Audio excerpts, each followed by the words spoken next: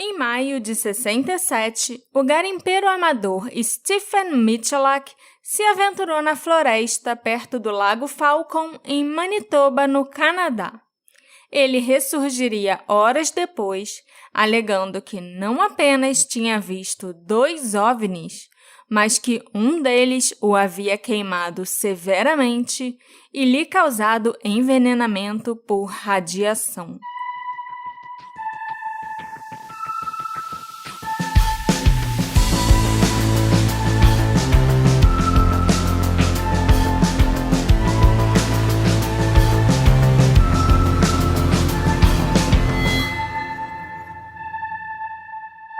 Olá, ouvintes queridos! Sejam bem-vindos a um novo episódio do Detetive do Sofá. Eu sou a Marcela, a host desse podcast, e o episódio de hoje é sobre um daqueles mistérios que dividem as opiniões e causa muita comoção. Será que nós estamos sozinhos no universo, Alexandre? Então esse vai ser um daqueles episódios. É um daqueles episódios. Você sempre fala isso quando eu invento um episódio esquisito, assim. Que não tem a ver com um assassinato. E várias das vezes eu sou surpreendido. Às vezes eu sou surpreendido Negativamente. por estar certo. Mas antes, Marcela, de você falar da verdade que está lá fora, eu quero lembrar aos nossos ouvintes que a gente está no início do mês. E o início do mês é uma época excelente para vocês virarem nossos apoiadores. Uhul! É sim. O salário tá entrando na conta. Como eu já falei inúmeras vezes, já deve ter sido umas 50 vezes que eu já falei isso, esse podcast ele é feito graças à contribuição dos nossos queridos apoiadores, as pessoas que resolveram dar dinheirinho pra gente para ajudar o projeto a continuar e ter aí o podcast que vocês estão ouvindo e que gostam muito e que de vez em quando resolve falar disso aí. É. Mas então, Marcela, Falcon Lake. Falcon Lake. Desde o início dos tempos, as pessoas debatem se existem outras formas de vida por aí afora. Eu não acredito que existem aqueles homenzinhos verdes, sabe? Ou então criaturas alienígenas que têm vários olhos e tal. Mas seria muita arrogância da minha parte desconsiderar outras formas de vida, ou achar que nós, aqui na Terra, estamos sozinhos num universo tão grande. Eu só não quero acreditar que as pessoinhas que estão lá fora são verdes gosmentas, com vários olhos. Mas eu quero acreditar que tem pessoinhas lá fora, sim. Podem ter chegado aqui, são bem-vindas. Por mim, pelo menos. Não, fica longe. Sim. O avistamento de OVNIs, os objetos voadores não identificados, não é uma novidade. Eles, inclusive, são rastreáveis até a China do século XI. Por volta do ano de 1088, um poeta respeitado chamado Shen Kuo escreveu sobre um OVNI que ele alegou se assemelhar a uma pérola gigante. Acredita-se até que esse avistamento seja o primeiro avistamento de OVNI relatado na história. Você sabia, amor? Não. A era moderna dos avistamentos de OVNIs começou mais ou menos em 1947.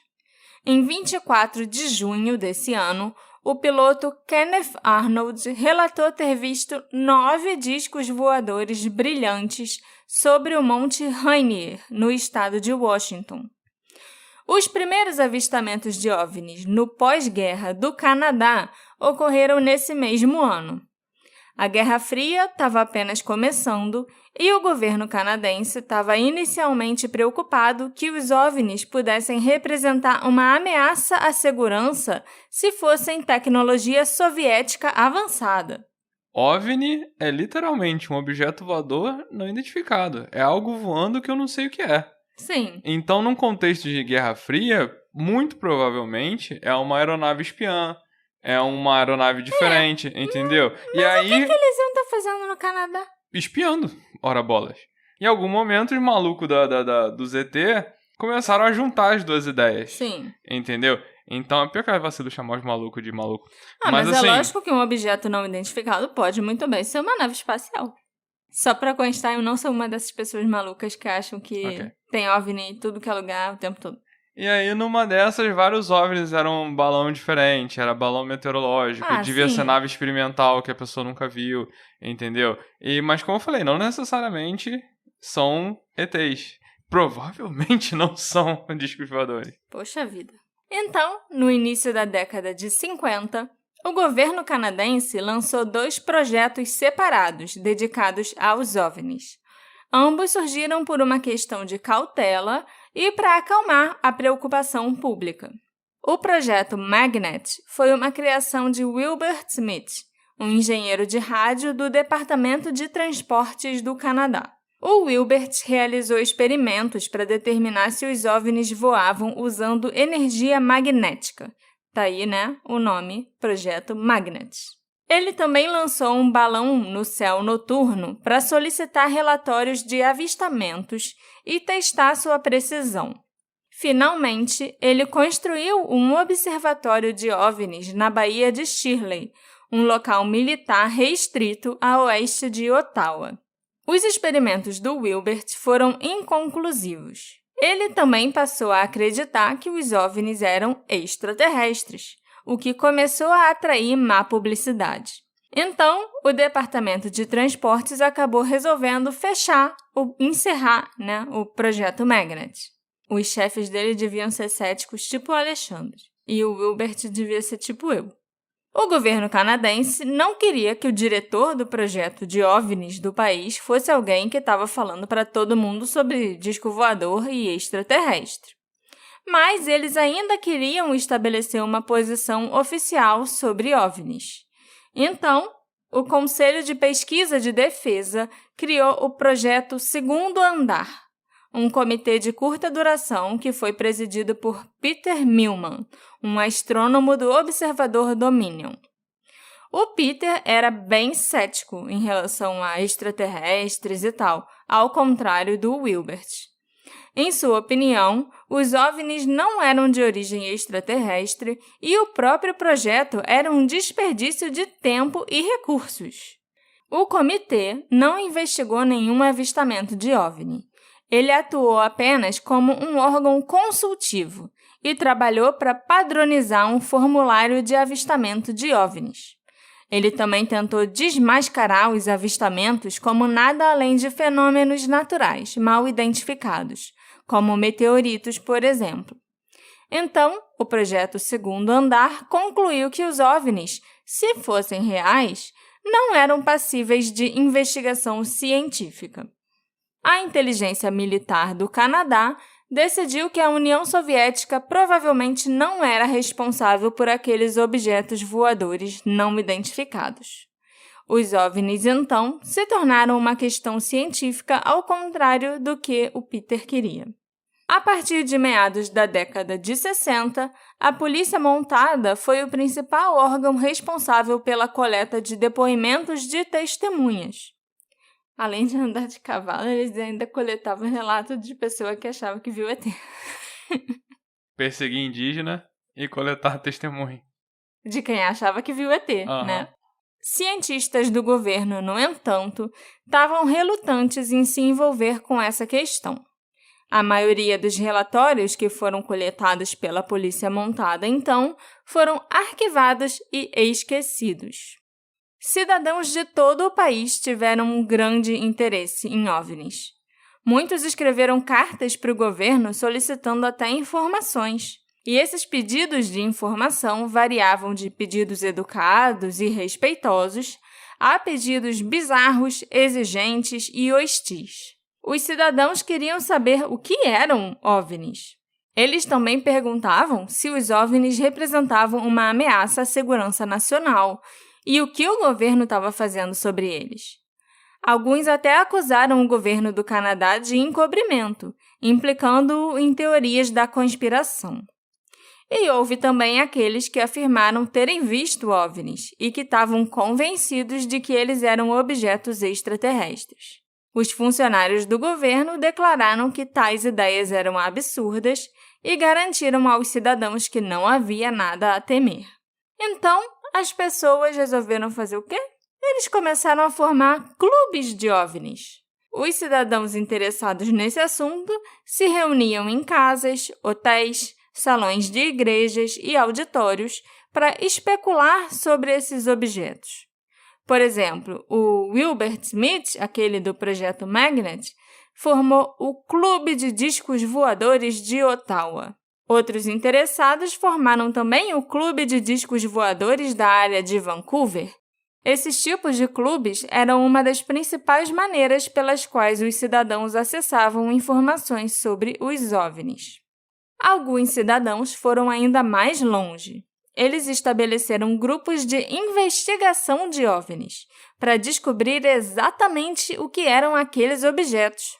Muitos desses grupos existiram da década de 60 até a década de 80.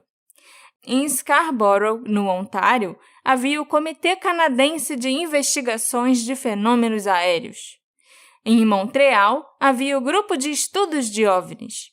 Esses grupos geralmente pressionavam o governo por mais ação e divulgação de informações. Às vezes, eles até faziam lobby por fundos para realizar investigações eles próprios. A partir do final da década de 60, o foco mudou para os entusiastas de OVNIs. Antes dessa época, os cidadãos estavam interessados em entender o que eram os OVNIs e quem ou o que os operava. Depois, os cidadãos começaram a criticar o sigilo do governo de uma forma mais geral. Os grupos de investigação de OVNIs pediram mais transparência do governo em um momento em que a Lei de Segredos Oficiais restringia severamente quais documentos eles poderiam acessar. Os cidadãos queriam um melhor acesso às informações para que pudessem coletar e analisar relatórios de OVNIs. Eles não confiavam mais no governo para realizar essa tarefa. E essa visão não se limitava àqueles que acreditavam que o governo estava envolvido numa conspiração para esconder a verdade sobre a visitação extraterrestre. Alguns cidadãos simplesmente sentiram que as investigações de OVNIs seriam melhor conduzidas por amadores dedicados, por meio de uma espécie de ciência cidadã. Você tá com cara de quem quer rir, amor.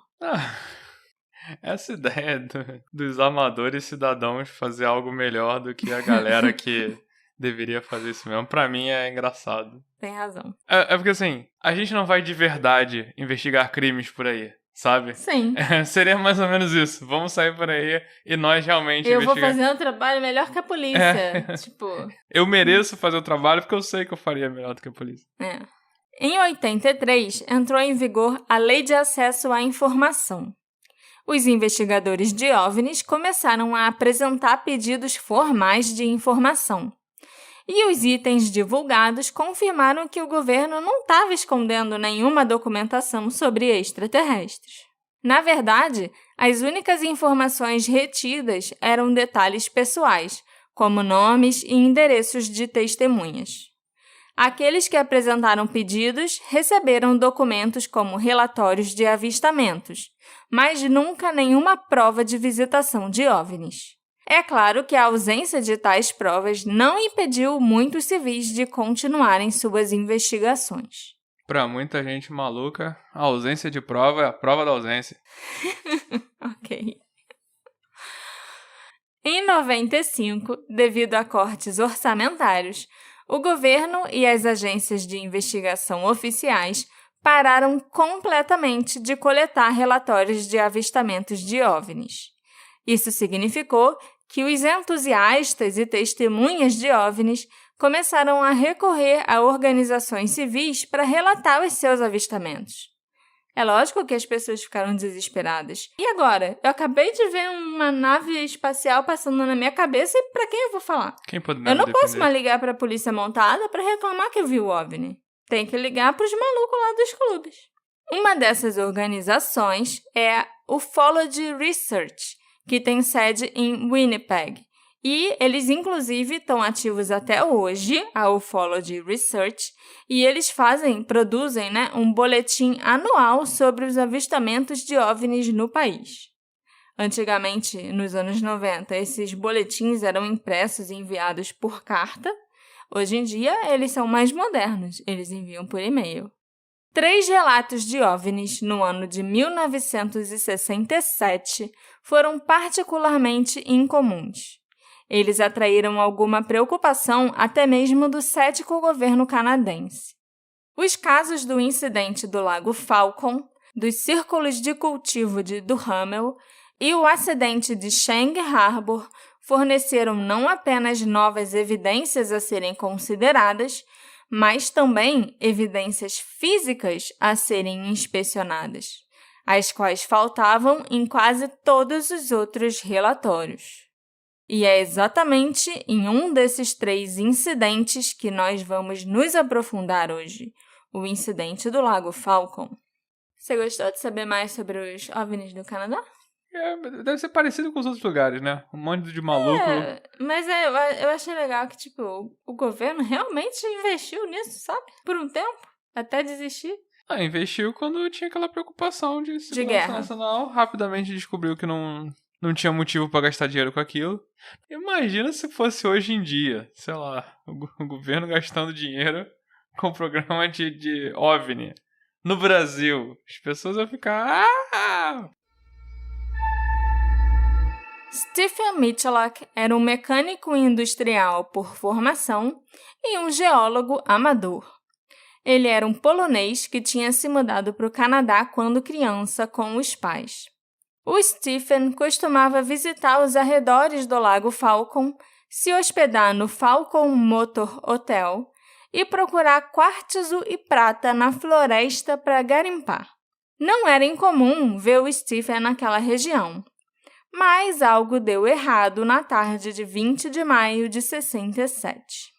No estacionamento do hotel, o Stephen se aproximou do dono do estabelecimento e disse que precisava de um médico.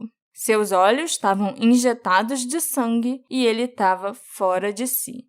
Naquele dia, um domingo, não havia médico na cidade. Então, o Stephen só passou algum tempo descansando em seu quarto do hotel para se recuperar. Algumas horas mais tarde, ele ligou para a esposa e disse a ela que houve um acidente, mas que ele estava bem. Ele perguntou se ela poderia fazer com que o seu filho, o Stan, o encontrasse no terminal de ônibus em Winnipeg, a cidade onde ele morava. Ele pegaria o próximo ônibus saindo do Lago Falcon. Às 10h45 da noite, o ônibus parou na estação em Winnipeg e o filho do Stephen o levou diretamente para o hospital. Quando o Stephen foi atendido na sala da emergência, ele estava enjoado e tonto. Ele tinha queimaduras graves na parte superior do abdômen. E o que ele disse ao seu médico sobre os ferimentos foi provavelmente a explicação mais estranha que o médico já tinha ouvido. O Stephen afirmou que ele tinha sido queimado por uma rajada de ar quente de um OVNI. O relato acabaria entrando em quase todas as enciclopédias de encontros com OVNIs e se tornou até assunto de um episódio do programa de TV Unsolved Mysteries. Tá vendo? Se o Unsolved Mysteries pode fazer episódio sobre esse caso, o Detetive do Sofá também pode. Liberado. Tá liberado. O Stephen afirmou que ele estava na floresta perto do lago, arrancando um pedaço de quartzo do solo, quando ele olhou para cima e viu 2 objetos ovais no céu, brilhando intensamente. Os objetos mergulharam em direção ao solo, mantendo uma distância constante entre eles, estranhamente operando como uma única unidade, até que um deles parou e pairou sobre a floresta. O outro continuou?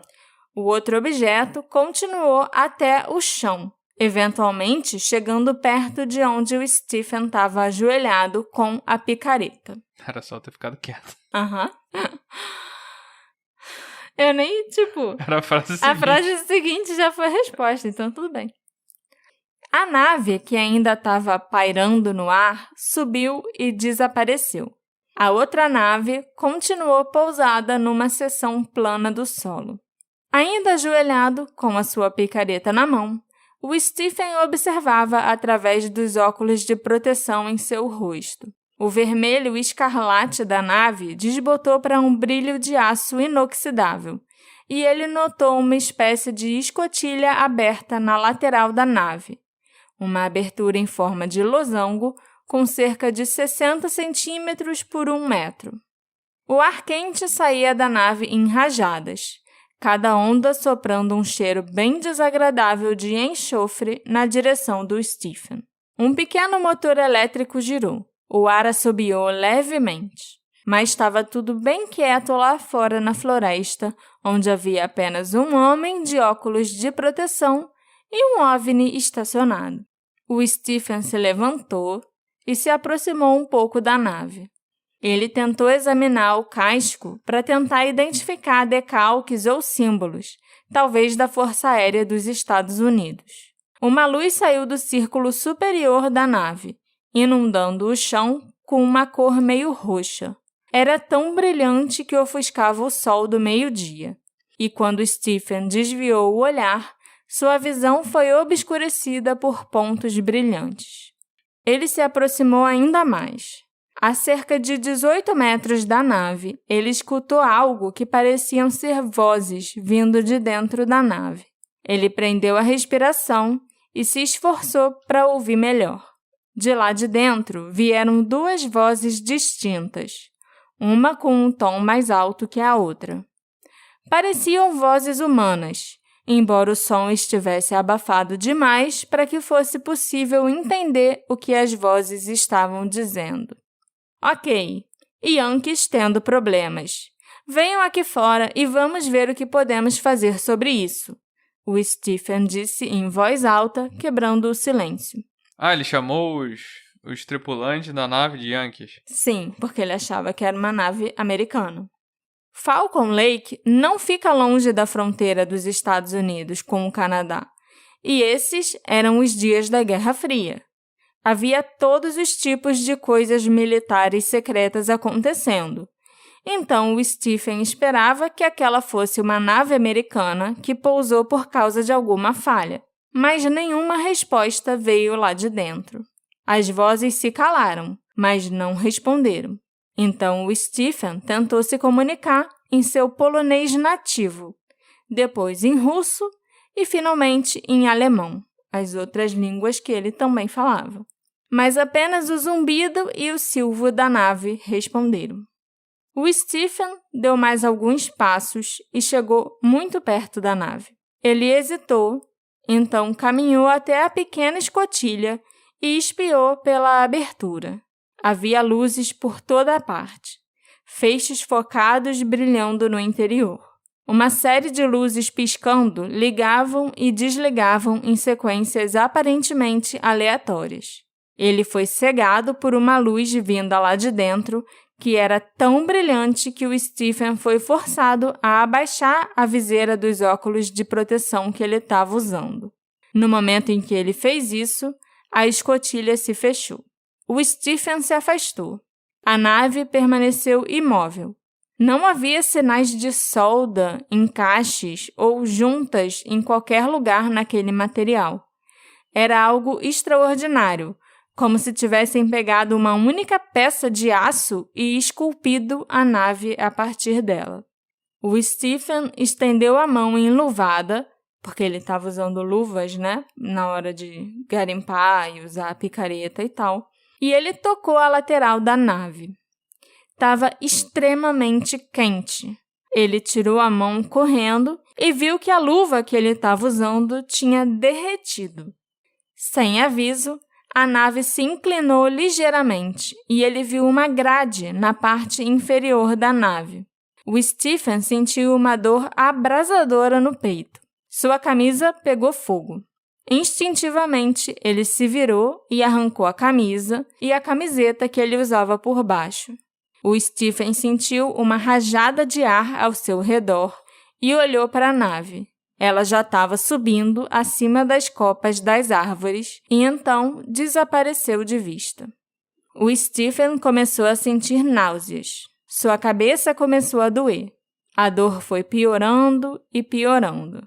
Ele começou a suar e vomitou nas pedras. O Stephen se cobriu com sua jaqueta leve e começou a atravessar a floresta em direção à cidade. Algo estava errado com ele. Os pontos em sua visão retornaram, pontos cor-de-rosa impressos sobre tudo que ele via. Ele vomitou novamente e lutou para permanecer consciente, enquanto a dor de cabeça latejava em seu crânio. O Stephen sentiu um ardor no peito. Marcas vermelhas apareceram. Sua jaqueta irritava as feridas em seu abdômen enquanto ele se movia pela floresta. A bússola do Stephen também não estava funcionando corretamente, e ele acabou levando mais de 9 horas para chegar de volta na cidade. Quando ele finalmente chegou à rodovia, ele fez sinal para um policial da polícia montada que passava de cavalo. O policial não parou para ajudá-lo, achando que ele era só um bêbado na beira da estrada. Eventualmente, o Stephen conseguiu voltar ao estacionamento do hotel por conta própria, quando ele foi e falou com o dono do estabelecimento e disse que precisava de um médico. Eu sei que essa história não parece provável, mas de acordo com documentos arquivados da Polícia Montada canadense, esse caso se tornou uma caçada de OVNIs completa, com a polícia, o exército e a força aérea envolvidos. Todos os moradores da região se lembram até hoje dos helicópteros militares naquela primavera. Quando os médicos examinaram o Stephen no hospital de Winnipeg algumas horas depois, eles notaram um padrão nas queimaduras em todo o seu peito, exatamente como a grade que o Stephen havia descrito na parte inferior do OVNI. Eu vou postar as fotos do episódio depois, e inclusive tem a foto da queimadura no peito do Stephen, então vocês vão conseguir entender. É como se tivesse colocado um jogo da velha em cima da barriga dele. Uhum. E aí ficou vários quadradinhos. Ah, tô vendo aqui, é como se fossem vários pontinhos, né? Sabe quando você bota sua mão nas costas de alguém e tá pegando sol? E aí você tira a mão e fica a marca da sua mão nas costas da pessoa branca? Parece que são vários pontinhos, meio que numa grade que eu digo num 5x4, né? Como se fossem 20 pontinhos aqui que dá pra ver na foto. 5 na coluna e 4 na linha, entendeu? E aí são esses 20 pontinhos. Como se fosse, e cada pontinho parece que fosse do tamanho de uma digital, mais ou menos. Eu não diria que eu vejo uma grade ali. Sim. Eu vejo esses vários pontinhos. É algo esquisito, mas... Como se ele tivesse pegado o sol de um jeito muito estranho, usando uma camisa muito estranha, cheia de buracos. O hospital para onde o Stephen foi levado o examinou e tratou, mas a princípio ninguém conseguia explicar aquelas queimaduras, até que um médico que tinha experiência com doenças causadas por radiação sugeriu que essa era a causa das queimaduras. Mas, surpreendentemente, os exames mais tarde deram negativo para a radiação. Engraçado que você escreveu surpreendentemente, eu não estou surpreso.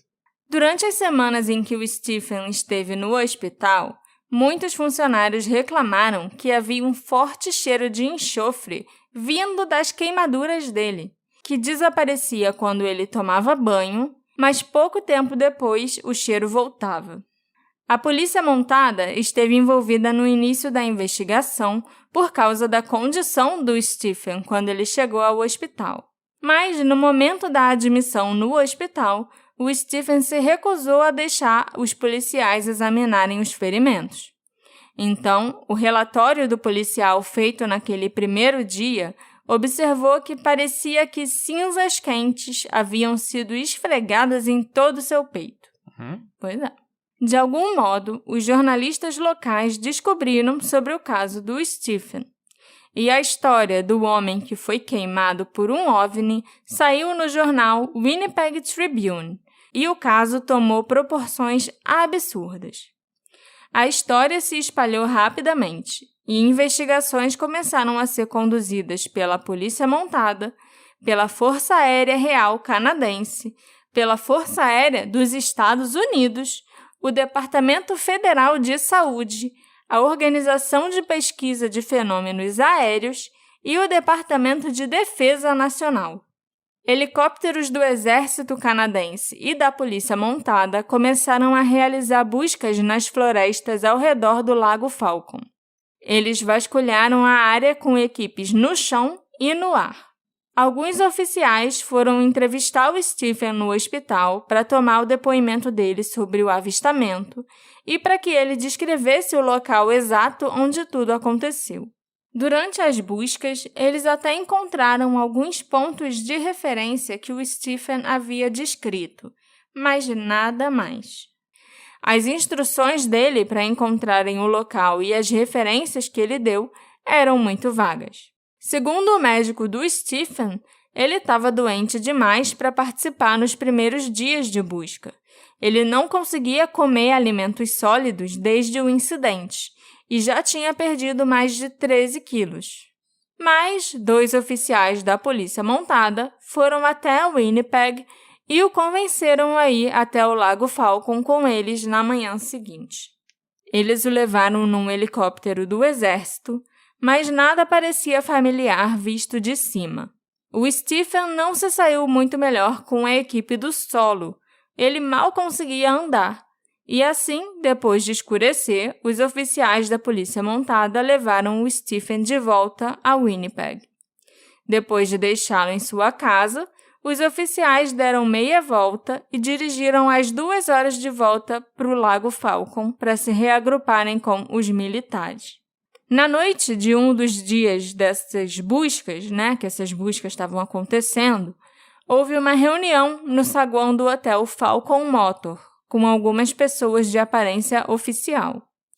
O dono do hotel era muito curioso e ficou ouvindo pelos cantos e tal, e até chegou a perguntar de onde alguns daqueles oficiais eram. E um dos homens disse que ele estava ali com a NASA. Então, até a NASA foi mandada para o Lago Falcon para investigar o avistamento do Stephen. Ou o cara do hotel saiu contando essa história para todo mundo. Eu não acredito no cara, só isso. Você é muito cético. O pior é que eu não sou cético. É sim. Eu não sou cético. Eu te conheço. Há 10 anos. Tá, eu sou cético. Mas eu acredito que possam ter coisas. Mas aí, quando eu começo a ouvir sobre as pessoas falando, aí eu passo a ser cético. Entendeu? Porque as pessoas vão parecendo malucas. E é meio que isso, sabe? Eu acredito que algo possa existir. Aí a pessoa me fala que algo existiu. Quanto mais eu escuto ela falar, mais eu penso, essa pessoa não tá batendo bem. Ela não tá falando coisa com coisa. Ela do nada inventou que a NASA baixou lá. Entendeu? E a NASA, em 67, tinha muita coisa pra fazer. A essa altura, havia 2 outros grupos estrangeiros liderando as próprias investigações.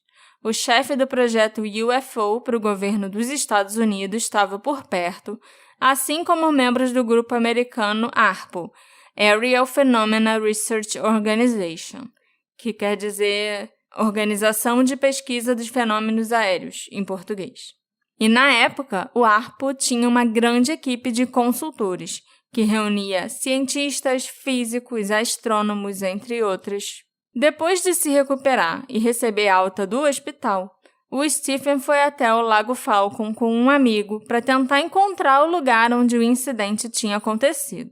E dessa vez, eles encontraram um grande semicírculo de grama queimada e morta no topo da colina, bem como árvores mortas e galhos quebrados. As autoridades já estavam começando a achar que a história do Stephen era mentira, porque não conseguiam encontrar o local onde aquilo teria acontecido. Mas dessa vez as buscas produziram resultado. Não só eles encontraram o local onde a nave supostamente teria pousado, como ainda encontraram a camisa e a camiseta que o Stephen usava naquele dia, toda queimada, e alguns outros itens que pertenciam a ele no local. Tudo foi recolhido e levado para análise, incluindo aí amostras do solo. E os testes mostraram que havia muita radiação no local. Olha aí, duvidei. As autoridades já estavam se preparando para isolar o local quando o Departamento de Saúde do Canadá informou que por ali, embaixo do solo, corria rádio. E as desconfianças sobre a história do Stephen voltaram a se espalhar. Me convenceu por um parágrafo.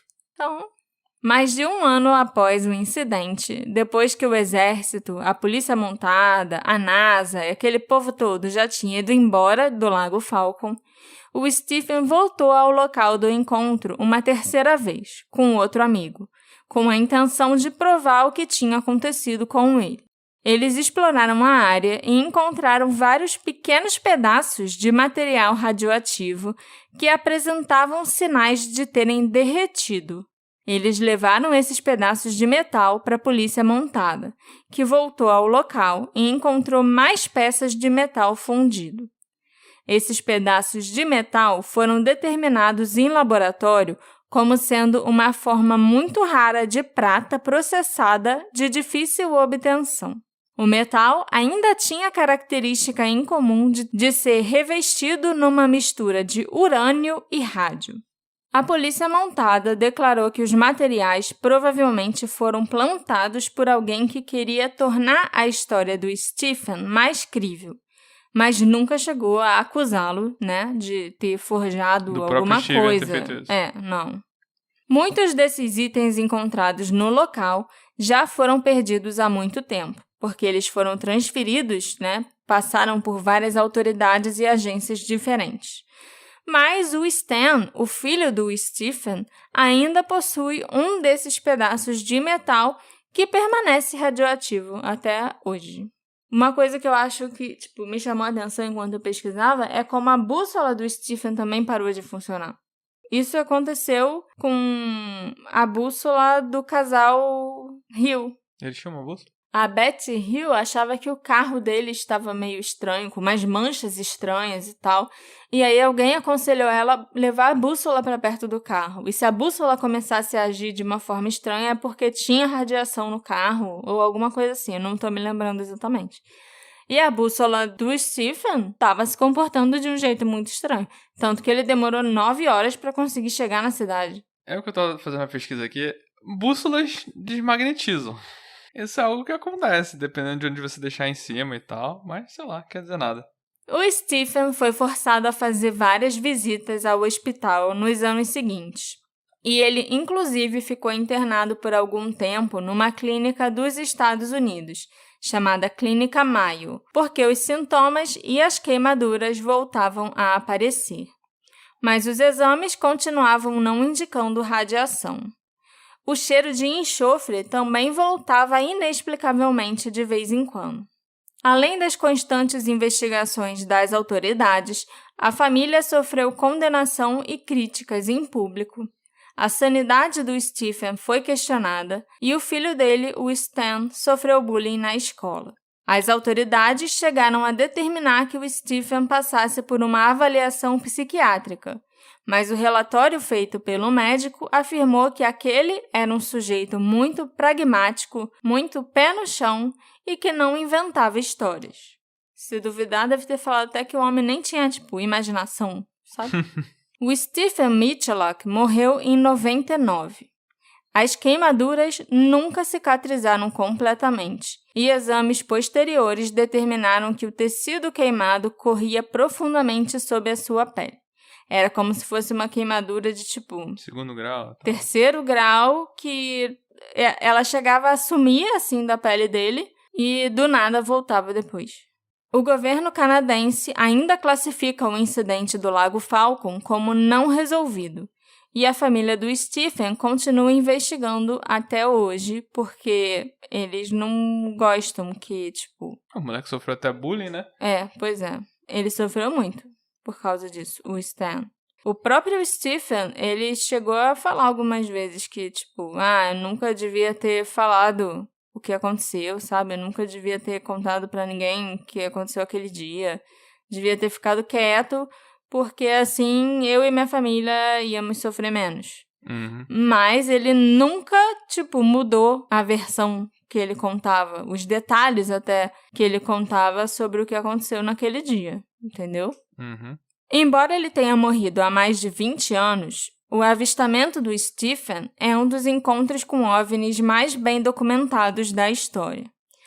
Os céticos alegaram que os ferimentos do Stephen e as roupas queimadas poderiam ter sido causados por algo de origem terrena. No entanto, por mais que alguém não acredite em sua história, ninguém jamais conseguiu chegar a uma conclusão lógica sobre o que ele viu e sobre os ferimentos que ele sofreu. Inclusive, antes dele morrer, o Stephen recebeu uma carta do Departamento de Defesa Nacional do Canadá que dizia que as equipes de investigação do Departamento de Defesa e da Polícia Montada não conseguiram fornecer evidências que contestassem a história de Stephen Michalak. O Stephen vagou pela floresta e foi queimado pelo escapamento de um OVNI? Poderia aquela nave realmente ser extraterrestre? Será que foram os americanos fazendo testes, como o Stephen pensava? Ou isso tudo foi apenas uma farsa muito elaborada?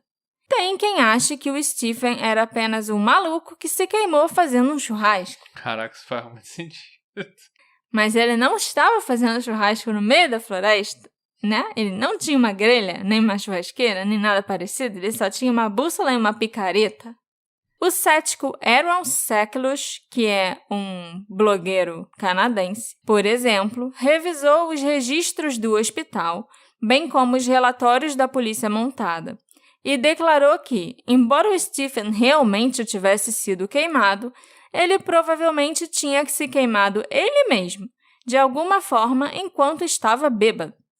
E inventou a história de um OVNI para manter as pessoas longe de onde ele estava garimpando prata. Assim, se ele queria manter as pessoas longe, ele não teria levado as pessoas lá depois, de novo, que ele levou.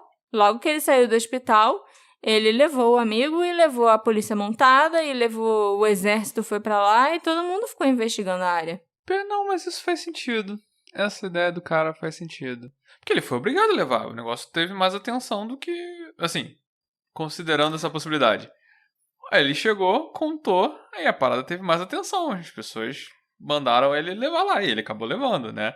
Mas assim, talvez tenha sido um plano que saiu pela culatra. De quero manter todo mundo fora do negócio que eu achei um lugar bom pra catar. Mas ele não achou nada demais. Porque todo mundo foi pra lá depois.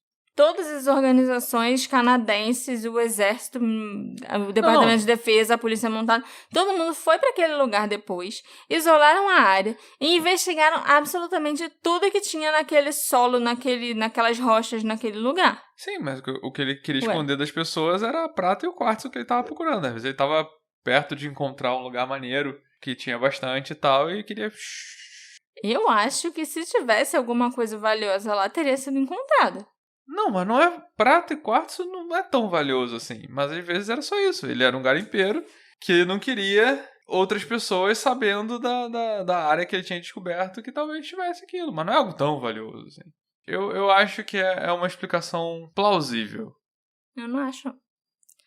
O Aaron não conseguiu, no entanto, provar como as queimaduras do Stephen foram feitas, e ele foi bastante criticado por se concentrar na tal bebedeira do Stephen, que tinha até acontecido na noite anterior ao incidente. Ele tinha tomado algumas cervejas na noite anterior, mas ele não estava bêbado quando ele foi garimpar na manhã seguinte. E então... é bem errado você usar isso como uma razão para desacreditar o Stephen, sabe? Dizer que ele estava bêbado quando ele não estava. Tem muita gente por aí que concorda com o Aaron, o Alexandre concorda, e acha que o Stephen poderia muito bem ter se queimado e inventado uma história. E que ele poderia ter feito isso por atenção, por diversão, como uma desculpa, ou talvez porque ele realmente acredita que aquilo aconteceu. Uma das principais teorias, nesse caso, é que o Stephen devia estar na floresta fazendo algo estúpido, imprudente ou ilegal, e ele não podia contar para ninguém o que ele realmente estava fazendo. Então ele inventou a história do OVNI. Mas é aquilo, o problema dessa teoria é que inventar um OVNI chama muito mais atenção do que qualquer outra coisa que o Stephen estivesse fazendo ali naquele lugar. Tanto que até hoje isso é discutido. Vai contestar? Acho perfeitamente possível. É porque você tá... Eu acho que você tá concluindo que o cara, no momento de inventar uma história, ele já adivinhou, inclusive, qual é a consequência daquela história.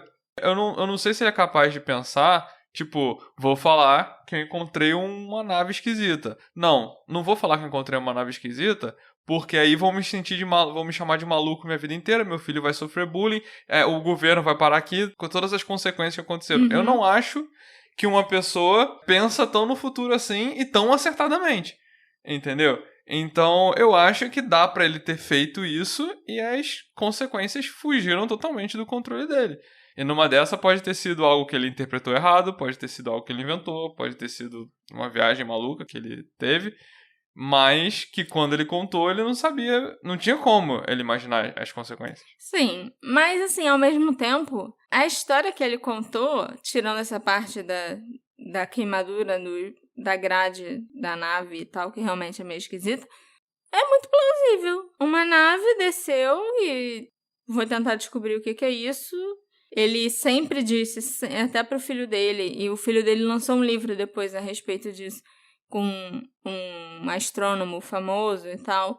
E ele sempre disse que ele achava que aquilo era uma nave que os militares americanos estavam testando. Ele nunca falou sobre extraterrestres, sobre alien. Depois que tudo aconteceu e tal, que as pessoas começaram a especular sobre isso. Mas ele próprio nunca nem pensou a respeito, entendeu? Eu vi uma nave esquisita e bonita e eu encostei nela e deu merda. Entendi. Tanto que ele tentou falar com as pessoas na nave em várias línguas diferentes. Eu acho que se ele achasse que tinha extraterrestre ali dentro, ele ia sair correndo. Se o Stephen inventou essa história de repente, sem ter muito tempo para pensar ou para encobrir algo que aconteceu, então ele teve que continuar contando a mesma história a vida toda. A história ficou conhecida mundialmente e teria sido mais difícil confessar do que apenas manter a mentira. Eu não sei se ele estava realmente mentindo, mas se estivesse, com certeza ele se sentiria obrigado a levar a verdade para o túmulo. De fato, parece ter havido algum tipo de explosão no local da floresta onde o Stephen esteve. E isso explicaria as queimaduras e a sucata de metal encontrada por lá. Mas isso não quer dizer que a explosão foi causada pelo escapamento de uma nave, seja ela espacial ou de algum exército. Se ele inventou um OVNI para esconder o que ele estava fazendo no local, eu fico ainda mais curiosa para saber o que ele estava fazendo. E como ele conseguiu se queimar em pontinhos. Porque é muito curiosa a queimadura dele. Então, são vários pontinhos, assim, e são pontinhos que são todos na mesma direção, sabe? É certinho o padrão. Eu, olhando a foto da marca, eu não acho que aconteceu do jeito que ele falou que aconteceu. Pra ter aquela queimadura, eu acho que ele tinha que estar colado na tal grade que ele fala que tinha. Eu acho que um pouquinho de distância já ia fazer uma queimadura homogênea. E não é uma queimadura homogênea. É uma queimadura, como eu falei, com 20 pontinhos bem certinhos. Então, pra mim, aquela queimadura foi feita com alguma coisa quente encostando nele. 20 coisas quentes encostando nele? Assim, não sei dizer o que, entendeu? Realmente não sei dizer o que. E você não fica curioso? Claro que fico. Ah, tá. Pra saber o que ele se enfiou ali, o que aconteceu ali? Tava quente, era alguma coisa no chão, era algum instrumento, sabe? Mas assim, eu não acho que do jeito que a história é contada, ficaria aquela marca, entendeu? Sim, porque entendi. Ele fala que é ar quente, sentiu uma pancada de ar quente, não foi? Não, ele fala que ele, tava encostando na nave, aí a luva dele derreteu, a porta da escotilha fechou, e de repente ele sentiu queimar o peito dele. E a camisa pegou fogo, sabe? E, ardendo como se fosse brasa no Mas peito dele. Mas ele não viu chamas, né? Não, viu ele fogo. não viu nada. Então, assim, me parece ter sido algo do tipo de algum ar quente, muito quente. Entendeu? E é o que eu falei, não parece que ele estava abraçado com a nave a ponto da tal grade, que ele fala da grade, tá grudada na barriga dele para fazer aquelas marcas. Por isso que eu acredito. O que quer que queimou ele, eu acho que queimou encostando. Provavelmente. Todo o tempo que passaram investigando aquele local, não tenham achado nada que pudesse ter feito essa queimadura ali naquele lugar, sabe? Uhum. E nem... Hoje em dia, a gente fica pensando, o que pode ter feito aquilo? E nada vem na minha cabeça. Por outro lado, a história do Stephen tem alguns pontos-chave que se alinham com outras histórias de encontros com OVNIs e até naves alienígenas. A pessoa fica completamente isolada quando acontecem esses encontros. Essas coisas sempre acontecem em locais bem remotos e sem mais ninguém por perto. O Stephen também descreveu a nave como sendo perfeita, ou como se ela fosse esculpida a partir de uma peça sólida de metal, o que combina com descrições dadas por outras pessoas que teriam entrado em contato com naves espaciais. Por exemplo, o relato do Bob Lazar, da Área 51. Eu não vou entrar em detalhes porque eu posso acabar explorando esse caso no futuro. Sem contar também a radiação, o metal raro e fundido encontrado no local desse encontro, um metal até coberto de urânio. As queimaduras, que inclusive sempre voltavam e nunca cicatrizavam e ainda soltavam um cheiro terrível de enxofre. Imagina você já ser um senhor de 80 e poucos anos e do nada sua queimadura da juventude voltar e ainda você ficar fedendo a enxofre. Também tem quem vá ainda mais longe e acredite que não só o Stephen viu e encostou numa nave alienígena, como ele também foi abduzido por ela. Porque parece estranho que o Stephen descreva ter se aproximado da nave, a porta ter simplesmente fechado e a nave ter decolado. E depois disso ele ter chegado na cidade 9 horas depois. Essas 9 horas seriam mais fáceis de explicar se metade delas, por exemplo, tivessem sido perdidas numa abdução. Talvez sem que o próprio Stephen percebesse ou se lembrasse após ter saído da nave, se libertado pelos alienígenas. Se fosse essa história, eu seria meio cético. Porque aí ele podia falar que os aliens pegaram um ferro de marcar boi e marcaram a minha barriga, entendeu? Aí eu acreditaria melhor nessas queimaduras e nas coisas do jeito que são contadas. Mas você não acredita na queimadura?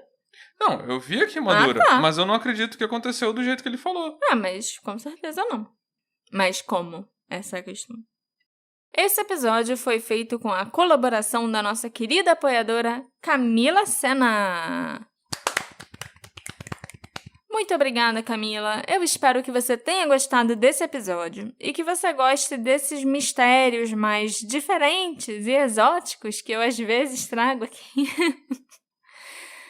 E se você ainda não é um apoiador do Detetive do Sofá, você tá esperando o quê? Ser abduzido por mim e pelo Alexandre? Meu Deus. As coisas escalaram. A gente vai quebrar a porta, vai bater na porta da tua casa. Com uma nave espacial. Se tornando um apoiador pelo Orelo ou pelo PicPay, você vai ter acesso ao grupo secreto no Telegram, a episódios exclusivos, fotos extras dos episódios e algumas surpresinhas que eu tô preparando agora que o episódio 100 tá chegando. Entre as muitas perguntas que permanecem sobre o incidente do Lago Falcon, as principais são: o que exatamente o Stephen viu naquele dia? Como ou o que causou as marcas deixadas em seu corpo? Por que essas queimaduras nunca cicatrizaram? Será que a história do OVNI era uma farsa elaborada? O próprio Stephen até se arrependeu de ter contado a história dele por causa do que a família sofreu depois disso. Mas ele nunca mudou nenhum detalhe da história e sempre acreditou que era alguma nave militar secreta. Mas e você, ouvinte querido? No que você acredita? Me encontra nas nossas redes sociais, @detetive do sofá, e me conta sua teoria preferida. A gente se encontra na próxima investigação. Tchau, tchau. Tchau, tchau. Que isso? Que isso? Essa é a música do Arco-X. Ah, tá.